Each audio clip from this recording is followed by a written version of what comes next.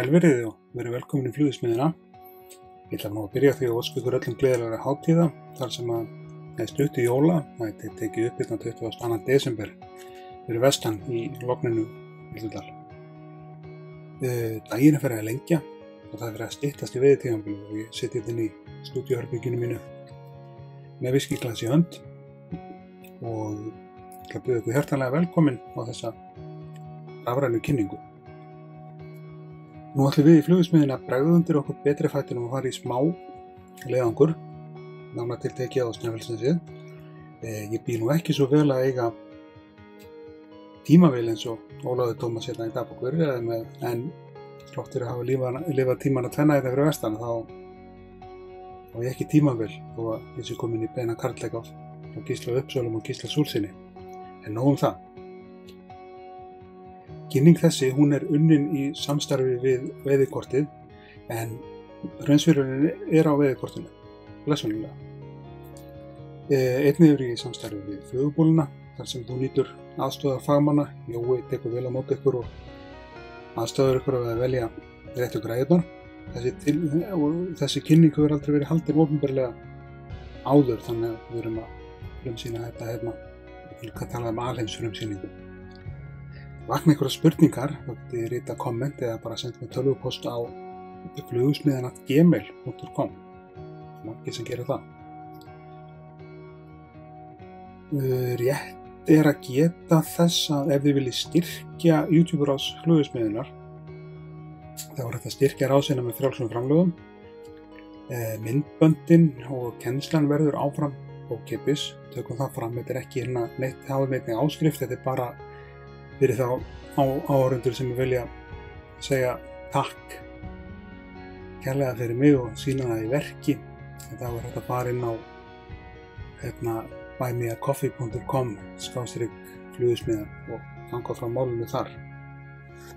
Og vinnan á bak við hvert myndband er gríðarleg, miklu meiri heldur en ykkur eflaust grunar, og það þarf að klippa þetta allt og við erum með 2 myndbönd á viku og verðum með það í allan vetur. Þannig ég segi bara full steam ahead eða fulla ferð áfram, eins og pabbi minn kafteinn sagði það gamla daga.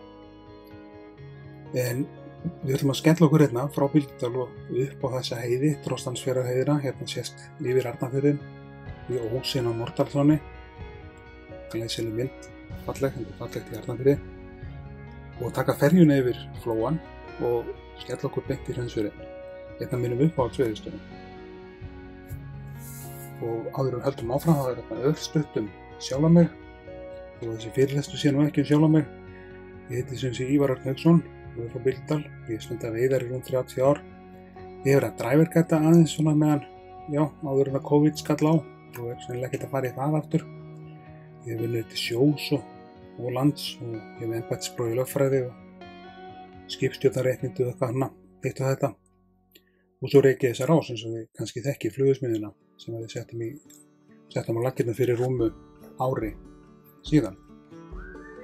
Og ég tek það fram að þær upplýsingar sem ég miðla hérna eru bara náttúrulega fengnar úr hinum og þessum resursum, og það er heimilt að skrá aftast, en þær upplýsingar, náttúrulega upplýsingar vatnið og vistkerfið, þær eru byggðar á minni reynslu sem flugveiðimanni og náttúrubarni en ekki neinu vísindalegum rannsóknum. Þá er stóra spurningin, hvar á landinu er Hraunsfjörðurinn eiginlega?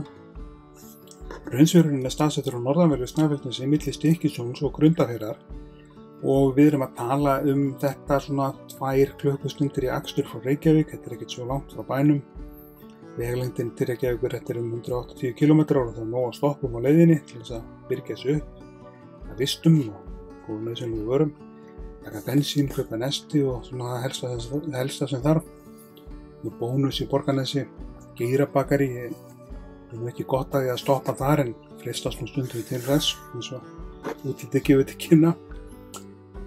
En það er hægt að gista á svæðinu, bæði í tjaldi, og svo má reyna að koma þarna tjaldvagn eða fellihýsi að. Þó er vegurinn inn í botn í Hraunsfjörðunum, hann er svona misgóður fyrir fellihýsi. Ég veit ekki, fólk verður bara að meta það sjálft. Það stutt í Stykkishólm, þar hægt að fá gistingu. Það einnig hægt að tjalda austan megin við vatnið. Svo náttúrulega sjálfsögðu þetta tjalda í Berserkjahrauni og það frábær upplifun. Þá einnig bændagisting, einhver bændagisting í nágrenni við Hraunsfjörð. En við erum að athuga það engin aðstaða við vatnið. Það að segja salernisaðstaða en eitt slíkt. Það kannski eitthvað sem mætti bæta úr, koma upp svona ruslagámi og svo salernisaðstöðu. Það væri ekki úr vegi held ég.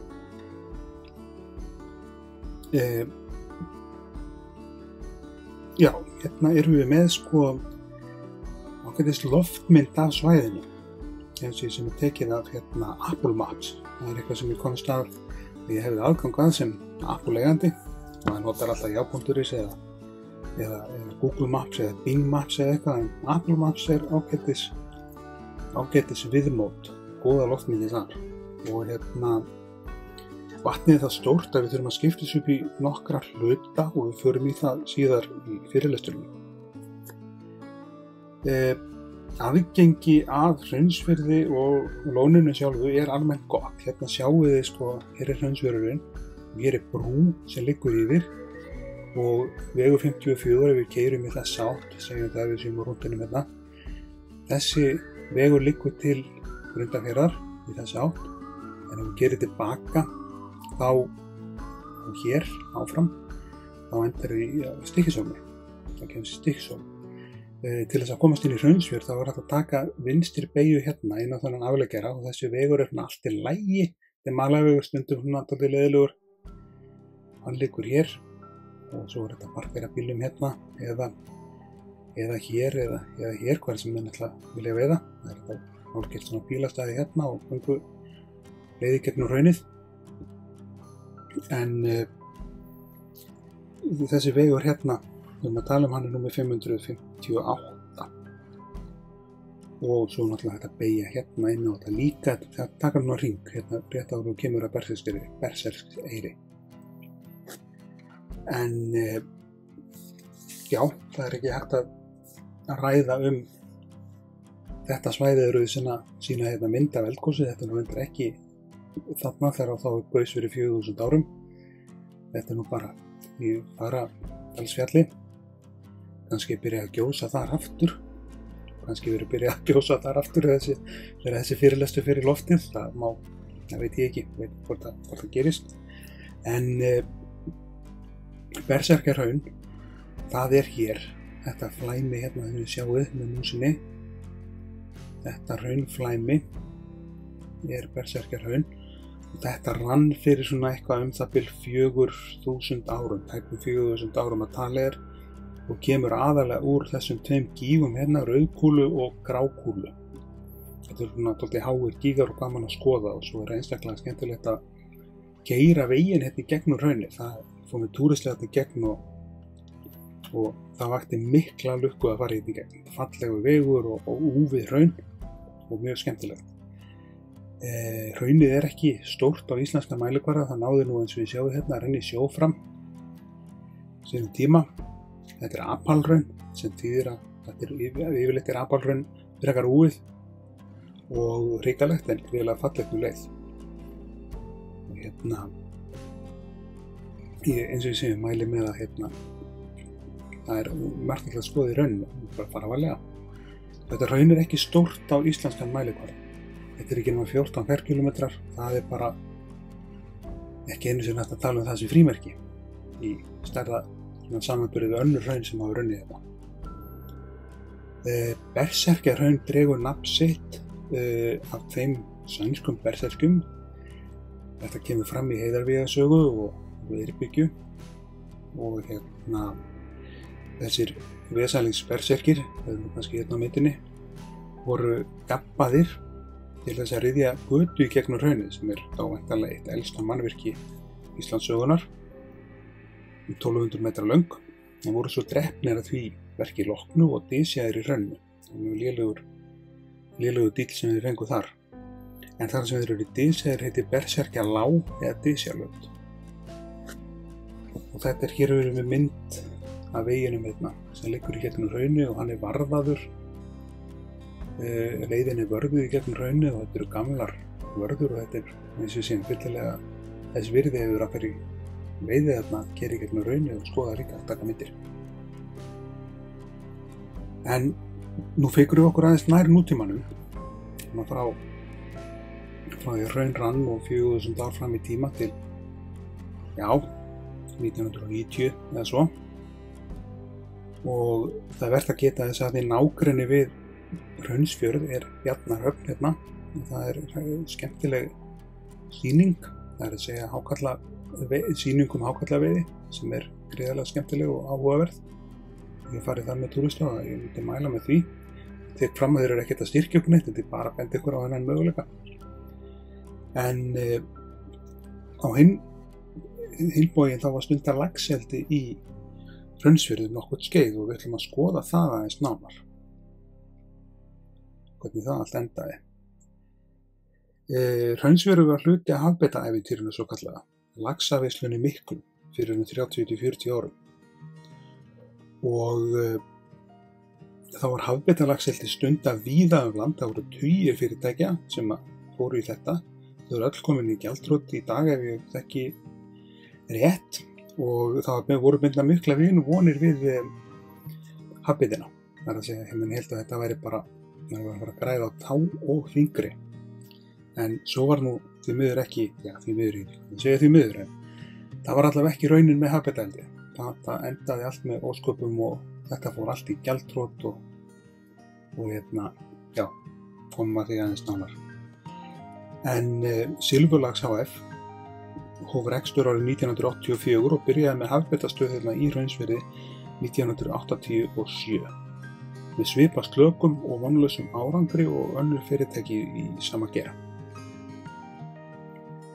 Árið 1990 þá sleppti Silfurlax 3 milljónum, takið eftir, 3 milljónum seiða í sjó til þess að reyna að auka heimturnar af seiðunum. Fyrstu árin voru allt í lagi, þá voru 7% heimtur og svo datt hann í 3% í nokkur ár og félagið var rekið með bullandi tapi.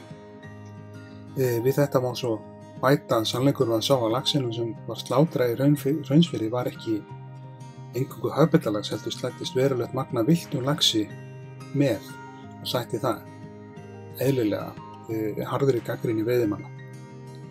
Sú gagnrýni átti á þeim tíma fullkomlega rétt á sér og á sama tíma var stundum netaveiði í sjó frá nokkrum bæjum sem áttu netaveiði rétt í sjó á laxi og Innrihólmur í Hvalfirði var einn af þeim allra síðustu sem þurfti að taka upp netinu og hætta því. En þegar best lét þá var veiðin hjá þeim á Hvalfirði, nú þekki ég til þar, var veiðin hjá þeim nokkur hundruð laxar, upp í 400 laxar á dag, hugsið ykkur, í net, sem voru veiddir í sjó.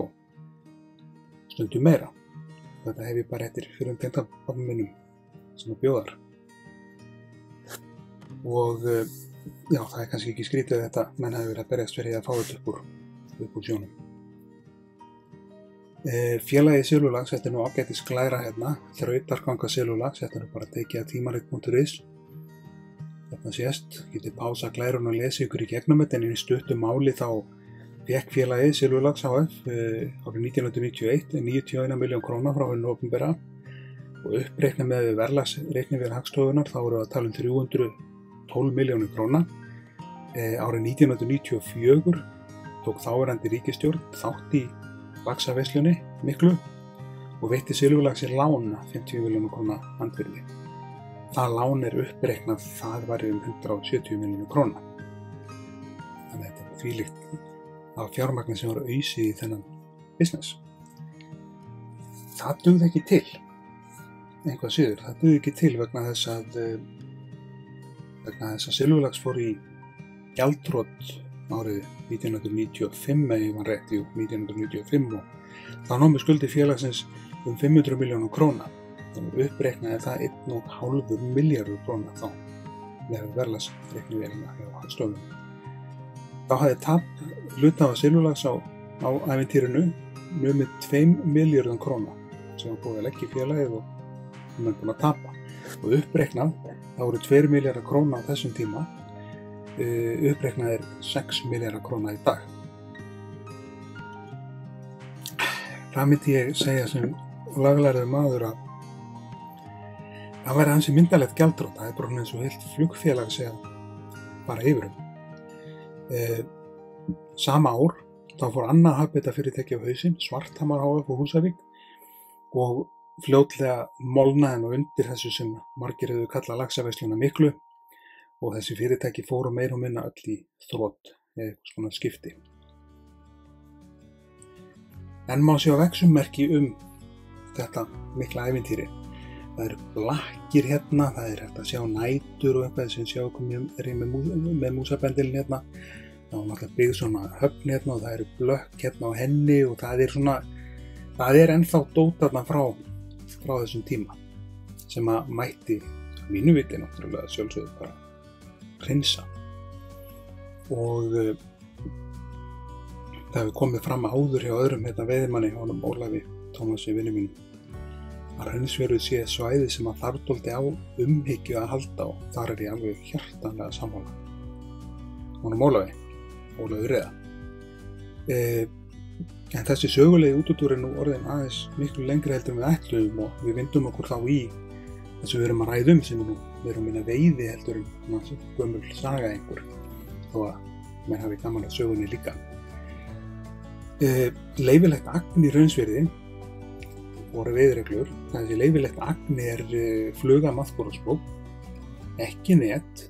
Ég hefur ekki með á net þarna og frétt af því að þeir séu heimamenn á svæðinu að stelast með netstubba í þetta til þess að hreinka lax og þetta tilkynni allt slíkt til veiðivarðar, en þetta er bannað.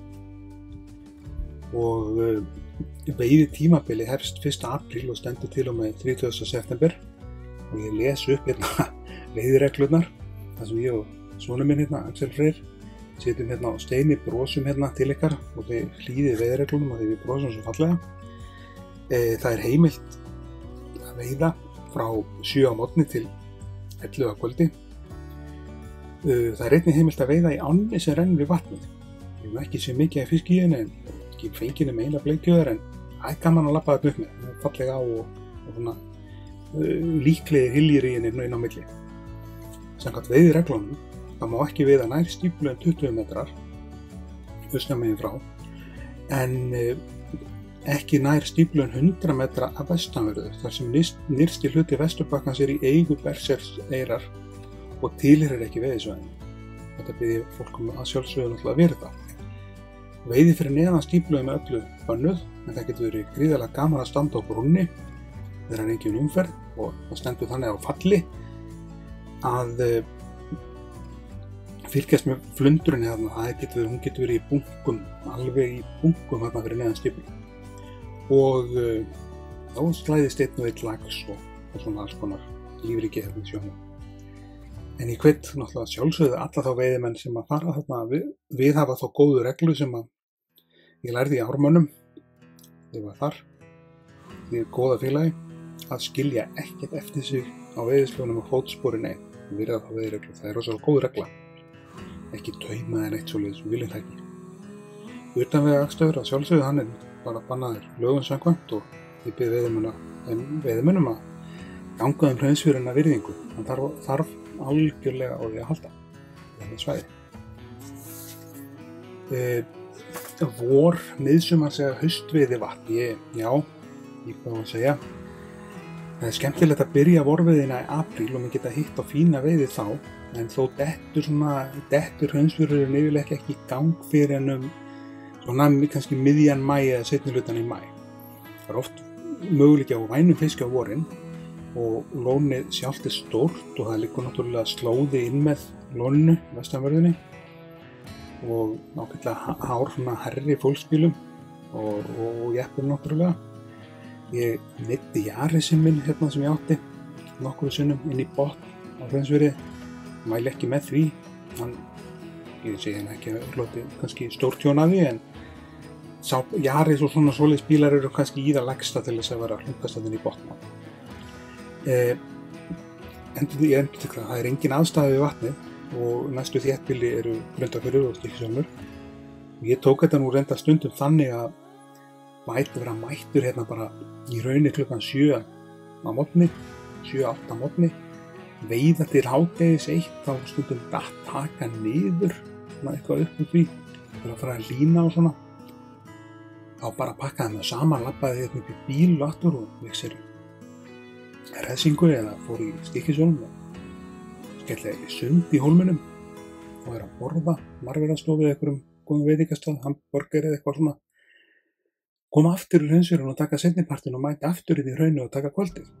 Það er bara eins og fínasti dagur í veiði og ég segi bara allt til alls og ekki að borga neitt, ekki eins og laxveiðilegin kostaði í dag. Við erum að fara að kosta handlegg og augastinn, eins og við segjum. En nú snúum við okkur að því sem er skemmtilegt, það er veiðin í vatninu. Það er hægt að byrja að veiða 1. apríl ef að ísinn er farin að því. En tíðarfara náttúrulega hefur að sjálfsögðu mjög mikið það að segja hvernig staðan á því er.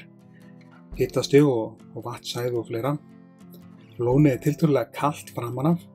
Þó að vatnsbólurinn að sé ekkert voðalega stór, þá er kannski helst á þessu svæði hérna sem að eitthvað dýpi, en innúr það er ekki eins djúpt. En ég las að einhvers staðar að veri mest dýpið þarna 30 metrar sem er nú slatti. Og það þýðir það að ef að vatnsbólurinn er það djúpur þá tekur það dálítinn tíma fyrir sólina að hita það upp. Hún næri ekkert að hita allt upp, hún er bara að hita efstu lögin, kannski efstu 2 lögin af vatni. Hraunsfjörðurinn getur verið krefjandi veiðivatn og það eru hlutar af vatninu sem virðast eiginlega alltaf vera fisklausir eða þá fiskunum flýr mig, ég veit það ekki. En svo eru aðrir staðir hérna í Hrauninu sem eru eiginlega alltaf eitthvað líf og hægt að treysta á. Vindátt getur einnig hægt dálítið mikið að segja hvar fiskurinn heldur sig í vatninu og við komum að því að setna á eftir. Hér er frábært kort hjá honum Kristjáni, vinni mínum Friðriksssyni, fyrrum formann Ármanna. Við stálum þessu af fos.is og ég mæli með þeirri síðu, flugur-og-ströksögur.is. Þetta er alveg frábær síða og þetta er eiginlega að segja þessi símaskrá okkar vatnaveiðimanna. Endalausar upplýsingar um vatnaveiði og síðan er bara til fyrirmyndar hjá honum í alla staði, því að segja. Við þurfum að skipta, eins og ég segi, við þurfum að skipta upp í parta hvað við erum að veiðisvæðanum í vatninu. Þetta heitir Búðahraun og Búðanes hérna eftir því sem ég skilst. Hvort að þessi vík heitir Búðavík eða Þórsárvík eða Þórsvík eða eitthvað, því áin hérna heitir Þórsvík. Þórsá segi, ekki Þórsvík. Það heitir Þórsá. Ég veit það ekki, ég fann ekkert á neinum kortum eða neitt um það, en allavega þá er hægt að byrja hérna í víkinni. Hún er rosalega erfið og stygg, en það er hægt að reyna við hana með þurrflugu hérna ef hún er á annað borð. Svo koma þessi tangar hérna. Það er hægt að veiða út af þessu öllu. Sjóbirtingin minn hérna stærsta fékk ég út af þessum tanga hérna. Og allir þessi rauðu punktar sem ég er búinn að merkja hérna, þetta eru staðir þar sem ég hef allstaðið fengið fisk á. Ég er ekkert að merkja þetta inn bara af því bara. Ég held mína veiðdagbók, hún er nokkuð nákvæm. Eins hérna hinum megin, við viljum labba fyrir víkina, það er bara að passa ykkur, það getur verið dálítið kvikt hérna, þannig að labba hérna þessu upp, það getur verið drulla og prófa í þessari vík hérna á móti, það er að segja gengt þessu út af klettunum hérna, það er dýpra og ég fengi lent í ágætis veiði hér líka. Og venjan er svona þessi, það er betri veiði á þessu svæði fyrr á tímabilinu. Tímabili byrjar í Hrauninu, segja þeir allavega þessi sem eru heimamenn þarna. Við sjáum þessa staði hérna, þetta er norðurhlutinn af Búðahrauni. Tanginn hérna, mjög vinsæll, djúpt sitt hvoru megin og beint framan á honum. Kemur hún að vík hérna, hún getur verið alveg upp í bókstaflega harða landi fiskurinn hérna.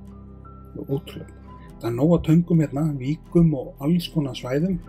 Þannig að það er bara, þetta er hvað ég nenni að labba. Þetta hérna er allt líklegt. Víkin hérna, ég veit í henni.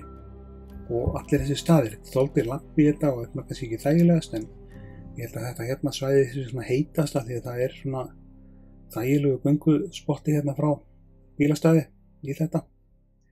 En það sem ég mæli með þegar við erum að veiða hérna í Hraunsfirði, þessi djúpa vatninu hérna, það sem er hérna dýpra, það borgar sig að klára allan inndrátt því að bleikin á það til að elta þetta alveg upp í tánaglutan á ykkur, alveg bara upp í vöðlur og negla þetta fyrir framann bara stangalengt frá okkur eða 1,5-2 stangalengt. Hún eltir stundum og þú tekur í gettið þessi fiskur elta. Þannig að ég mæli með því að menn klári inndráttin þetta. Garðurinn hérna hinum megin. Það nú hægt að veiða hérna einhvers staðar. Það má ekki veiða 20 metra frá stíflu hérna megin og 100 metra hérna megin á vesturbakkanum. En ég fengi fisk hérna. Það bleikja hérna í þessu og ég hef ekki fengið mikla veiði hérna en það bleikja hérna. Ég hef prófað það og fengið. Svo hægt að veiða hérna út á mennina og labba þetta. Og þið sjáuð núna hérna hraunið, þetta hluti af Berserkjahrauninu. Ég var að sýna túristunum út á oft, hvaða vantaði lítið upp á hérna, hraunið bara lokaði firðinum hérna yfir. Það að segja lónið bara landlokt. En sem betur fyrir gerðist það ekki. En við erum að tala eitthvað kannski 60 metra hérna á milli, 60-70 metra, þetta ekki lengra. Þannig að það vantaði ekki mikið upp á. En að garðinum, hér hægt að veiða og það fer dálítið eftir vatnshæðinni í lóninu hvort að maður láti vaða í garðinu ekki. Ef það mjög lágt í, þá læti garðin yfirleitt eiga sig. Það hægt að príla þetta út á og reyna, en ég myndi, eins og við segjum, ekki reyna við garðin ef það sé svona sæmilega hátt í því, sko. Og það nú frekar þá snemma á veiðitímabilinu sem að mér hægt að gera það. Ég fór hérna með krakkana 2012 hérna, akkurat á þetta svæði í fjöruna hérna, eða ströndina hérna. Þeir voru saman með eina litla barnasöng með svona lippulspún finnskum og ég var bara að gera með klára niður upp í bíl. Þeir náttúrulega óðu þarna niður í fjöru og tróðu sér á milli einhverja kalla sem voru þarna. Og þeir voru komin með 2 bleikjur þegar ég var búinn að gera með kláran og svipurinn sem ég fekk frá þessum mönnum sem stóðu þarna, hann var ekki fallegur. En þetta náttúrulega bara börnin, þau kasta bara það sem og voðalega ánægður. Önnur bleikjan var hægt í 3 pund og búinn að fiska pappa sinn í kaf þann daginn. En svona þetta, það þarf smá stundum heppni og þetta voru einu fiskarnir sem við fengum þennan dag. Það var bara á spúninu og ég núrlaði þann dag en krakkarnir veitum í kaf. Þegar það líður á tímabilið, þá dreifir fiskurinn sér lónið og þegar það fer að líða á svona, komið í ágúst þá að sjá fisk hérna með ströndinni. Ég reyndar aldrei fengi fisk hérna, bara takk hérna transport og að keyra þetta, en ég hef séð fiskið út á vatni. Ég hef reyndar fengið fisk hérna, en ég reyni oftast ekki við botnin hérna í Hraunsfjörunum fyrir en við erum að tala ágúst. Þá vorum við að dreifa sér og komin hérna inn eftir. Og lónið dálítið þannig, það þarf stundum að leita fiskinum í því og það ekkert að segja þessi offseti þetta vatn. Þetta gefur stærðin á fiskinum, ber það ekki með sér, þetta sé eitthvað offsetið. Það hægt að veiða í ásnum hérna sem rennur í, en þau verður bara að fara varlega hérna vegna þess að ég hef lent í því að sökkva hérna í einhver pitt rétt fyrir framan og ég hefði bara verið strand hérna og setið pikk fastur í einhver símasambandi ef ekki við notið við hérna hans Inga Raps veiðifélagans til margra ára. Frábæra veiðifélagi. En þetta eins og ég segi, þetta snýst alltaf það að leita fiskinum, finna fiskinn og hérna, ég og Ingi lentum einu sinni í algjöru moki hérna. Það var bara torfað fiski, við köstum á hana, hinn og þess og hún tók ekki, svo kastaði á hana flugu sem ég var nýlega búinn að nýta og hanna. Og ég fengum eiginlega allan aflann á þessa flugu og það kemur vídeó með henni núna í vetur. Þetta er fluga sem ég kallaði bara galdrafluguna eftir þetta og svo hún reynst mjög vel í þessu hérna í sjóbleikju bara yfir höfuð. Hún svona, já, ég skil alveg þið sjáu hana í vídeói. Þegar ég fæ efni hana þá hendum við í vídeó. En ég ekki með ekki efnið í hana núna, það á leiðinni. En það sem gerðist þegar ég og Ingi vorum með að veiða, það var fiskur hérna alveg bara torfa fiski og við vorum kastað á þessu torfa við 30-40 mínútur, blanka logni og fínum og bara það þess ekki. Svo allt í einu gerði smá gáru, bara pínu vind, það fór allir fiskur, bara eins og hendi var að veiða. Það var magnað. Lífríki í Hraunsfirði, lónsins. Við erum búin að fara í gegnum sögu, jarðfræði, aðgengi. Uppistöðan í þessa fiski sem veiðanlegur það sjóbleikja. Hún eðlilega eftir sótt meðal stangveiðimanna, enda herramannsmatfiskur. Einnig gengur eitthvað að laxi hérna í lónið og það vantarlega eitthvað frá habitinni. Stofn sem hefur lifað og næra fjölgað sér og heldur sér við. En laxinn yfirleitt tregur að taka þó að komi fyrir hann taki. Það oft spún eða maðk, en það eru líka sögur af því að mann hafi fengið lax þarna á Rauðan Francis. En ég held að uppistaðan af veiðinni í lóninu sé 90% það sé ljósnálin eða sjóbleikinn, fallegur fiskur. Það hotsíli í lóninu. Þeir eru ekki í miklu magni. Ég sé þau í hrauninu aðalega og því mætti prófa að vera með einhverja síla líkingar, nobler eða eitthvað slíkt. Það áll í lóninu. Ég farið í túr sem við fengum 3 ála eitt kvöldi, það var reyndar þess sem voru með malt. Ég fikk engan ála á fluguna og hann misvinsæll meðal veiðimanna. Svo að sjálfsögðu Hraunsfjörðurinn, ég veit ekki hvort þetta kallar lögheimili flundrunar, en hún allavega þarna, hún svona misvinsæl meðal veiðimanna. Svo náttúrulega sjóbirtingur í þessu líka. Hún getur orðið ansi væn. Regnbogasilungur og staðbundin bleikja, ég veit það ekki, ólíklegt. En ég hef heyrt af manni sem að fekk regnboga þarna. Það þá væntanlega eitthvað sem að villast úr einhverju eldinu, sem svo vill gerast. En sjóbirtingurinn hérna í vatninu getur orðið ansi væn, þessi milli 4 og 5 pund, með veiðidísina hérna með kúluhaus í kjaftinum. Veiðidísinu Flugveldur Jón Sigurðsson, kennarinn minn, og við tölum aðeins meira þennan konung íslenskra vatnafiska á eftir sjóbirtingin. Þessi fiskur tekin í hrauninu, nánar tiltekið, í byrjun júní. Engin bleikja sem ég fekk þann daginn, en ég fekk þennan fína birtingu og þetta var æðisleg barátta. Fyrsti fiskurinn það tímabili, ég komst ekki í vorviðina en enn viti út á skólanum og ég gaf þessum höfðingja sjálfsögðu lífið aftur eftir skemmtilega baráttu. Ég kemst það verður ekki hjá því komist að segja ykkur aðra sögu af sjóbirtingi sem var miklu stærri en þessi sem ég sáu hérna, sem var svona 4 sinnum þessi. Ótrúlegt en satt. Hérna ég með hópa ferðamönnum, Ameríkönum, þeir eru að taka myndir og dásta í reiðilega fallegu landslægi sem hérna, mikilfengilegt.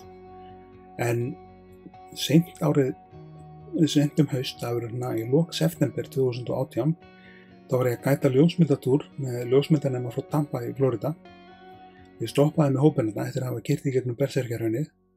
Náttúrulega þarf að haga túrnum svolítið þannig að sýna þeim eitthvað sem vert að taka myndir af. Þetta var 8 manna hópur og ég stoppaði þarna við stífluna. Þetta voru alltaf ungi krakkar nema þá sem var manager yfir hópum. Hann var eldri, þessi kennari þeirra. Þetta var vettvangsferð til Íslands að taka myndir í heila viku. Ótrúlega skemmtilegt. Ég fór með þennan mann hérna, meðan krakkarnir voru að taka myndir og labbaði honum hérna út á stífluna. Og þar voru birtuskilinni bara það góð að það sást vel ofan í vatnið, ekki of hátt og ekki of lágt fall sko. Og fljótlega sé ég bara risa fisk hérna, vera að dóla sér hérna fram og tilbaka. Og þessi fiskur var allt og bölkaður og allt og þykkur til þess að vera lax, bara. Og þetta var sjóbirtingur, sást alveg þeirranlega á lögunum og sást það vel.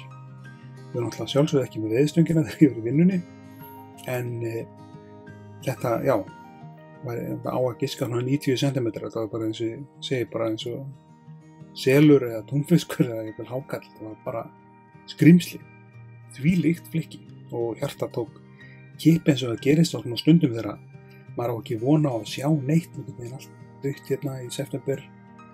En þá var þessi fiskur, þessi höfðingja sveima hérna verið fram, ótrúlegt. Þannig að það eru svona tröll þarna mögulega, en það sé ólíklegt að þau séu að bara taka noblerinn hjá okkur. Það er fuglalíf á vatninu, það er himbrimi, á vatninu, það skarfur, það hafernir og alls konar andartegundir og álft og fleira. Og umhverfið hérna eins og við sjáið, stórfenglegt hérna, það fer Inga hérna mjög vel með sína veiðistöng. Og hérna er þetta þannig stillunni, það er fiskur að vaka út allt, þetta er alveg geggjað vatn, geggjað svæði. Förum, eins og við séum, förum að halda vel utan um það og treat with respect, eins og Amerikanin segir. Já, það er flundra í lóninu, misvinsæl meðal veiðimanna, þessi ekki vinsæl þegar hún er komin á pönnuna kannski, en ekki þegar þú ert að vonast til að fá sjóbleiki og að landa svo flundru. En ég hef verið í sambandi við hana til Teresa Hanke, hún er sem sé verið að gera rannsóknar og flundur hérna á Íslandi og ég hef verið að láta hana hafa alls konar upplýsingar og aðstöðuna hérna með þessar rannsóknar hérna aðeins fyrir vestan. En hún verið stafna vel flundran í lóninu, þetta er endur ekki flundra á Hraunsfirði, þetta er nú bara mynd tekin af stokk á netinu. En ég er með sögu hérna sem ég verði að segja ykkur sem að hún er fyndin. Ég ákvað að prófa við garðinn einu sinni. Þetta er sönn saga, takið nú eftir því, þetta er sönn saga. Ég ákvað að prófa við garðinn og það voru 3 kallar við garðinn.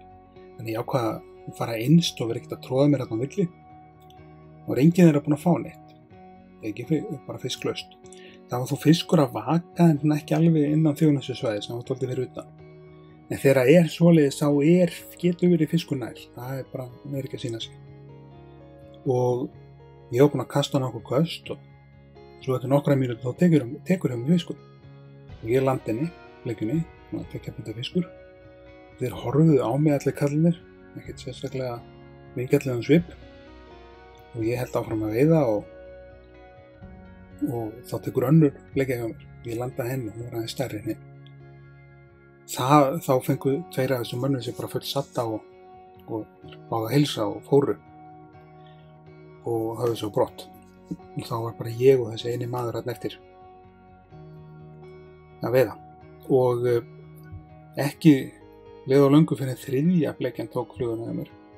Og þegar ég hefði landað henni þá rölti þessi veiðimaður til mín og spurði mig á ensku hvaða flug ég var að nota. Það var þessi ekki Íslendingur. Og ég sýndi honum bara engjafluguna eftir Jón Pedersen. Svo gaf mér þessi manninu mitt stykki. Kona þessa manns, hún lá í sólbaði, þetta var nú hefur verið í júní, það var frekar kalt en bjart og sól. Hún lá í sólbaði þarna við bílinn þarna í garðinn og fönguleg og fjallmyndaleg kona og átti sér einskilsvon í fiskleysinu og bara lesa bók og chilla. Svo eftir nokkra stund þá setur maðurinn loksins í fisk, gargar á konuna og einhverju sennilega austur-evrópsku máli, pólsku gerir ráð fyrir því að orðið kurva kom nokkrum sinnum fyrir.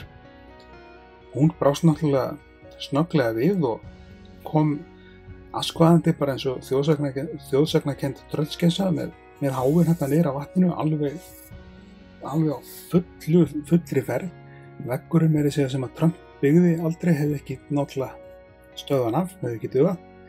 En hún fékk eiginmannin sínum háin hérna og svo þegar dró nær London þá svona tárnaði gamanið dálítið mikið því að maðurinn hefði sett í þessa starðarinnar flundru, bara stærstu gerð sem hefði verið þarna og hún var ekki skemmt. Hann var eiginlega bara trítilóður, hann rak konuna öfuga tilbaka með háinu upp í bíl og skipaði hann að pakka saman og 2 mínútum seinna þá var ég bara, stóð ég eftir hérna einn og þau voru farin og núna hálf fyndið í minninguna því þetta er dagsönn saga sko. Ég glottaði svo hlæjaði samfanda í dag en það er svona, menn þola fiskleysi hérna misilla. Það þýðir ekkert að fara í fiskifílu. Það kalla ég að þegar menn fara í fiskifílu, það er að fara í fílu þegar aðrir fá fisk og maður fara ekki fisk sjálfur. Það gengur ekkert, veiðin gengur ekkert út á endilega veiða. Þetta er meira þetta er útivera og meira heldur en bara catching sko. Amerikanin segir þetta, fishing is not only catching sko. Ég er dálítið mikið þar. En þá er næsta glæra. Ég tek fram að þessi glæra er náttúrulega bara byggð á minni reynslu en ekki neinu vísindalegum rannsóknum. En það er slatti af æti í vatninu, það er slatti af marfló, hún er hérna, chilla, góðum gír og þá virka flugur svona eins og skött og hérna gammarus og svoleiðis flugur. virka ágætlega, marflóa líki. Það fluga yfir lónið, alls konar mýflugutegundir.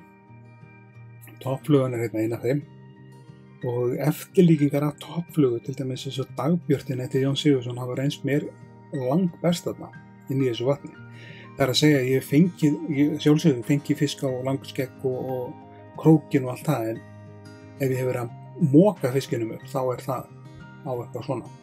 Þá hann í yfirborðsstöku og þá það bara að veiða með fluguna rétt undir yfirborðinu. Ingi vinur minn getur sagt eitthvað betur frá því. Það eitthvað hotsíli við vatni eins og komum við fram og straumflugu eftirlíkingar af sílum virka og það má náttúrulega vera að það sé eitthvað meira ætt í lóninu sem ég bara ekki tekið eftir, en þetta bara byggt á því sem ég sé koma upp úr fiski hérna við lóninu. Það náttúrulega blóðormar, lirfur og alls konar púpur hérna. Það bara að prófa. Og þá spurningin hvað best að veiða í vatninu? Við erum svo sem búin að fara dálítið yfir það og menn eiga sér sína uppáhaldsveiðistæði. Þá stóra spurningin þessi, hvaða flugu og flugur tekur hann helst í Hraunsfirðinum? Við ætlum að skoða það aðeins. Þessar myndir að tekna af Foss, ég hef alveg óhætt að mæla með öllum þessum, Teal Silver, Pheasant Tail, Teal and Black og svo króknum, klárlega, og svo þessum dagbjörtunum. Þið sjáuð dagbjörtuna hvað hún pínu lítil, þetta eldspýta og ég að hnýta þannig í 18. Þetta það sem ég að veiða mest af og uppljóstrast það leyndarmál hér með. En ég held að það sé nánast óhætt að segja það að flugan langskeggur eftir Örn Hjálmarsson hérna sé svona vinsælasta flugan og sé svona go-to flugan hjá flestum sem fara að vinna eftir. Annarkvæmt langskeggurinn eða krókurinn. Hvort ekki frábærar flugur og það getur eitthvað verið ósammála mér, en ef ég ætti að velja 3 flugur til að taka með mér í Hraunsfjörðinn, þá væri það langskeggur, krókur og dagbjört. Þannig að veit ekki með dagbjört og Herdísi hvort í hvoru ég að taka, en það virka báðar ógeðslega vel. En allavega þessar 3. Þessar 6 eru alveg gjörsamlega svolít. Babbi eða Gibbi og svo almórun eftir Stenna. Allt frábæra flugur. Þessar bleikjur hérna eru veiddar í hrauninu. Allar teknar grund eða rétt undir yfirborðinu, allar teknar á dagbjörtu númer 16 eftir Jón Sigurðsson. Þetta skipti, þegar ég veitti þetta, þá leit hún ekki við langskeggnum eða króknum eða nettum húpum sem voru að veiða dýpra, þannig að þetta var allt tekið í yfirborðinu á rétt undir vatnsfjölminni á dagbjörtuna. Við ræðum aðeins samantekt af flugum sem virka þarna. Allar þessar flugur á þessari glæru, þetta eru flugur sem ég hef fengið fisk á inn í Hraunsfirði. Alder, Butcher, klassískar votflugur, flæðarmús, ég fengi birting á hana, kopármáli og möllur minn á, Blackghost, dagbjört, heimasættan, krókurinn, nobler. Ég nenni ekki að lesa þetta allt upp, ekki bara rennið yfir þessa glæru og ég tek náttúrulega sjálfsögðu fram, þetta ekki tæmandi glæra og slík. Og setupið fyrir Hraunsfjörðinn, sjálfur ég náttúrulega veiði bara á flugu og ef ég kemst upp með að nota bara 5 þarna, þá 5 svona go-to stöngin í silungsveiði á Íslandi. En það veðri leyfir það kannski ekki alltaf, en 5 með flotlínu í Hraunsfjörðinn, taumur 6-8 pund, 6 pund kannski og 1 til 1,5 stangalengd í taum. Þannig ég að veiða. Sökklínu, ég var að spurður af því og ég myndi segja nei, þú þarft þess ekki þarna, þetta ekki það djúpt og bara lengi taumir þá og ert með einhverja þyngdaflugu, það á að duga. Og tökuvari, sumir veiða með tökuvari þarna, ég veiði rosalega sjaldan með tökuvari nema þegar ég veiði straumvatni, kannski mætti ég tileinka mér það að nota hana meira. Ég dreg púpurnar frekar hægt inn og straumflugurnar náttúrulega frekar hratt og mikilvægt að klára dráttinn hérna bakkanum. Svo þetta að veiða þarna þurrflugu líka og þær þurrflugu sem hafa gefið mér gríðarlega góðan árangur þarna, það þessi hérna, Griffiths Net, svo Black Net mjög sterk þarna og Evrópa líka, sem önnur þurrfluga. og þá ætlum við að renna yfir nokkrar ljósmyndir úr Hraunsfjörðunum. Þessi er tekin fyrir nokkrum árum þarna kvöldið, allt dottið í stilluna og fiskur hérna, þið sjáu hann er hér að vaka, hann er hérna fiskur að vaka, hérna fyrir framan mig. Það bara kraumar allt þarna stundum og ógeðslega skemmtilegt að veiða þarna. Bókstaflega. Fiskur er fiskur, segja þér. Þetta er þetta fiskur sem sonur minn tók í ánni sem rennur í vatni. Hann var mjög stoltur og monta sig á því að hann hefði fengið fisk en ekki ég. Svona er þessi börn. En það er stundum haförnirna. Sem nokkur sér haförn, það er rúglega reyður eitthvað stær í hrauninu og lítur að vera að sjá örnarna svo oft og að fara með túrista og sjá örnarna með þeim og það hefur vakið mikla lukku. Og þetta er Hraunsfjörður á vori, þetta er hérna ekki maí, þetta er í júní. Sama dag ég fekk hennan skemmtilega sjóbyrting og þetta er myndarlegur afli úr Hraunsfjörðunum hérna. Þrjár hérna, þetta er afli sem Ingi hérna vinur minn tók, einn óstuttur. Það þykir að það er ekki allt í hendurnar á hann. Hann er búinn að vera útskrifaður frá mér í skólanum. Þetta er nú bara mynd svona, þetta er gamansatt, þetta er sannlega besta veiðimyndin sem hefur verið tekin af mér og Davíð Vilmundar félagi minn, úrlagfræðinni og ljósmyndari, hann á heiðurinn á þessu. Þarna er Ingi í hrauninu, kasta og ég man eftir þessu við fengum 3 fiska þennan dag, slepptum þetta meiru, slepptum minni bleikjunum, hirtum þessa stærri og það gerði á okkur því líka dembu, það lenti yfir eins. Og loksins eftir dembuna voru ekki búin að fá fisk, neitt fiskarnar líka voru annan tíma. Við ekki búin að sjá neitt líf, voru orðin vonlausir, hálf vonlausir, en svo allt í einu þá þegar þessari dembu sem stóð í klukkutíma slotaði loksins, þá hérna innar þá sáum við pínur rákir á vatninu, það voru væna bleikjur. Ég sagði við Inga að bara undir með dagbjörnina, nógu litla, kastar á þetta hliðar. Það var eins og við mannum allt. Reddaði beinum og fengum það sem við þurftum í soðið. Þetta er Ingi í rauninu aftur. Þetta er Ingi að þenur hann Níelsen 5-una sína. Og hérna eru við, feðgar. Ég og Axel hérna, Freyr, sonur minn og búinn að nafla.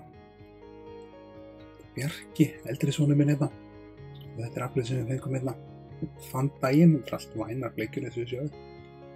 Ég er búinn að fara þarna svolítið oft, síðan til 40 og 50 skipti, þannig þetta ætti að vera þá nasasjón af þessu hvernig svæðið er og hvernig það virkar.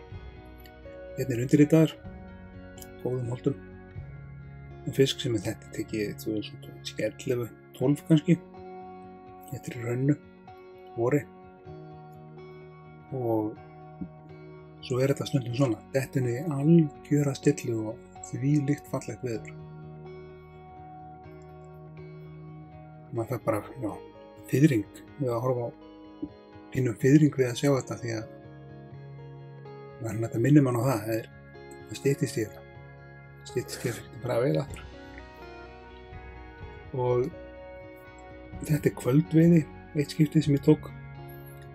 Við sjáum hvað þetta eru væna bleikjur, hérna eru þessi töngin. Þetta er allt fiskur hérna 2 og 3 pund. Og hérna, þetta eru allt bleikjur sem eru teknar á einu og sömu þurrfluguna sem heitir Griffiths Net, sem ég sýndi ykkur áður. Hér er Ingi, hann þenur stöngina, en og aftur þarna er þetta fullt af fiski sjóið, það er fiskur að vaka hérna, hingað og þangað. Það er ekki nóg að segja að vaka, hún var ekki að taka í þetta skiptið. Svo ég er mynd af Hraunsfjörðunum Lánættu, eða á svæðinu, fallegt svæði.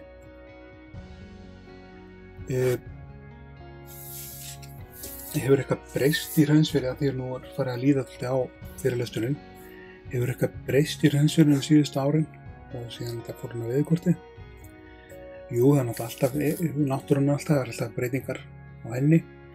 Vatnsæðin er breytilega, það er náttúrulega þetta sæti flóð og fjöru og og svo náttúrulega sjálfsögðu tíðarfari, hvað mikill snjór í fjöllum og svo náttúrulega úrkomu alvegri. Það sjáanlegur munur á magni af fiski í lóninu og það sé almennt nóg af fiski ennþá. Og það var meira að þetta bara byrja að koma inn á veiðikort. Þetta ekki eins myndalegur afli sem maður getur náð hérna núna í dag, þannig ég hvet menn til þess að ganga hóflega til veiða, ekki vera móka þessu upp alltaf í þetta frystikistunni heldur. Það taki svoði í hvert skipti. En þetta sport, þetta ekki. Við höfum ekki að veiða hins einn. Spurning hvort að síldardauðin hérna 2010-11 hafi haft einhver áhrif þessi kolgrafafyrinu við hliðina. Ég held ekki, ég hef ekki orðið var við neitt þannig. Það hafi haft minn áhrif á hreinsfjörin. Og eitthvað annað en þetta, jú, það eru þessar hitastigsbreytingar sem að bleikja og sérstaklega sjóbleikja veik fyrir. Hún þolir illa mjög mikla sveiflur á hita og þetta hefur komið fram eins og Norðurlandi og fleiri stöðum á landinu að sjóbleikjan þolir þetta ekki eins vel kannski eins og urriði og aðra tegundir. En þá erum við bara klári í bili. Það er komið í bili og minnið það, hreinsfjörurinn inn á veiðikortinu og farið á netið eða í næstu veiðibúð og keypt ykkur veiðikortið. Mikið fyrir lítið, sem er ein mesta kjarabót fyrir okkur veiðimenn síðar ár. Og ég ætla að biðja ykkur bara að setja like á vídeóið og deila því og gerast áskrifendur á rásinni, já það er inni á okkur. Og ef þið viljið styrkja rásina þá er hérna linkur á annarri glæru fyrir fyrirlestunum. Og heimildaskráin er hérna. Þetta er helstu heimildin sem ég studdist við og myndir eru annars af þessum síðum eða þá úr mínu einkasafni. Þið geta haft samband þegar þið viljið ræða eitthvað. Hlöðusmiðjan@gmail.com og annars bara þakka ég ykkur kærlega fyrir áhorfið og við sjáum sem við segjum hress og kátt í næsta vídeói. Takk kærlega fyrir.